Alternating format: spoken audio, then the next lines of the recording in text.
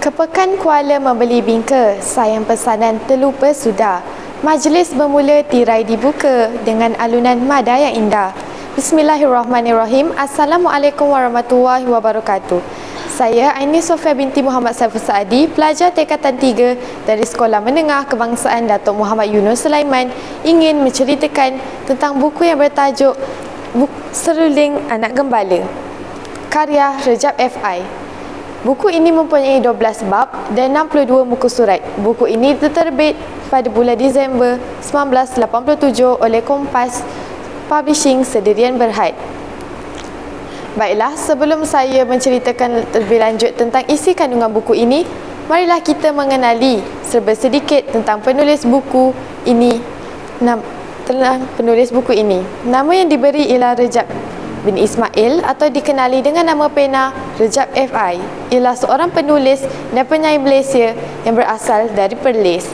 Beliau dilahirkan di Kampung Bongkok, Padang Lati, Perlis 12 September 1941. Beliau adalah seorang guru dan pernah memenangi Hadiah Sastera Nasional 1971, kategori puisi, dan Hadiah Sastera Esoga Pena 1985, kategori cerpen. Hadirin sekalian, pada zaman dahulu di sebuah kampung yang bernama Meranti Putih, tinggal berpuluh-puluh keluarga petani. Kesemua mereka bersawah padi. Sawah mereka luas terbentang. Di antara keluarga-keluarga petani tersebut, terdapat sebuah keluarga yang sederhana kehidupannya. Mereka tinggal 3 beranak, iaitu Pak Andak, Mak Munah dan anaknya si Belat. Umur Belat sudah meningkat 18 tahun. Ibu bapanya risau kerana Belat tidak pernah menyebut tentang jodohnya. Sebenarnya bukan tidak ada anak-anak gadis cantik yang di kampung Meranti Putih itu, cuma tidak ada yang secocok dengan hati Belat. Setiap hari Belat menghayalkan seorang gadis yang baik, mempunyai tingkah laku yang lemah lembut, baik budi pekerti dan cantik rupa parasnya akan datang dalam hidupnya suatu hari kelak. Suatu petang, Belat berehat di bawah sepohon kampung Meranti Putih. Belat mengeluarkan seruling bambu lalu duduk bersandar di perdu pokok tersebut. Setelah jemu meniup seruling pada petang itu, Belat berlega-lega di sekitar sawah. Tiba-tiba, Belat ternampak sebatang kayu yang telah dicampakkan di atas permatang. Dia amat tertarik kerana tunggul itu kelihatan seperti manusia. Apabila melihat tunggul itu, timbullah ilham di hati Belat untuk mencipta sebuah patung. Belat bertemu dengan Jati, iaitu rakannya yang mahir bertukang membuat kasut kayu, tenggala atau ukiran-ukiran yang berbunga pada ambang pintu rumahnya. Belat mengatakan hasratnya kepada Jati untuk mengukir tunggul itu menjadi sebuah patung. Semasa Jati mengukir kayu tersebut, Belat meniupkan serulingnya dengan sepenuh perasaannya.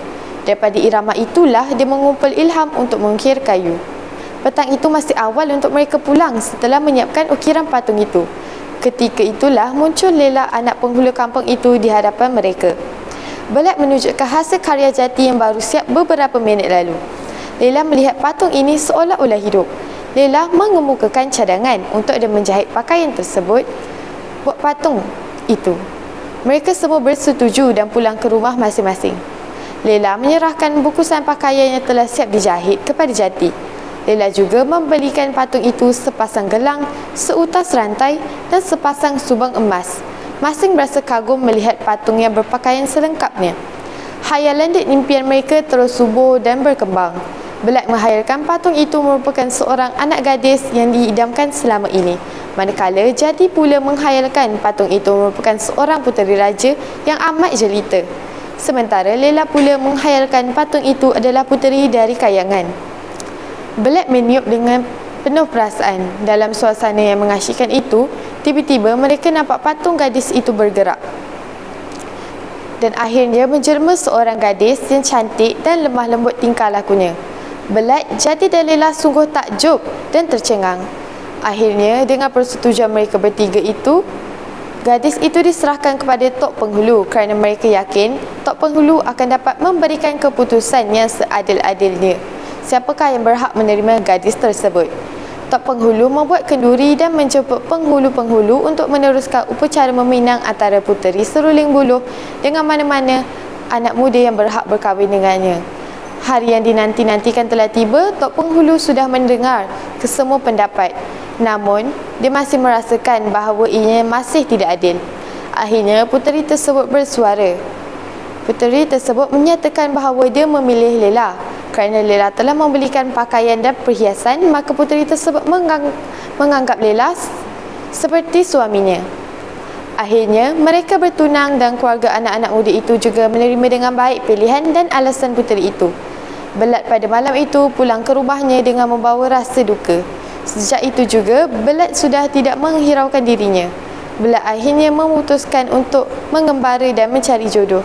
Pergilah seorang gembala membawa serulingnya meninggalkan kenangan-kenangan yang tidak akan dilupakan oleh penduduk kampung Meranti Putih. Oleh itu, kita mestilah menerima takdir yang tertulis dengan hati yang terbuka meskipun ianya berat untuk diterima. Baiklah, sampai di sini saja kupasan saya tentang buku Seruling Anak Gembala. Sekian, terima kasih.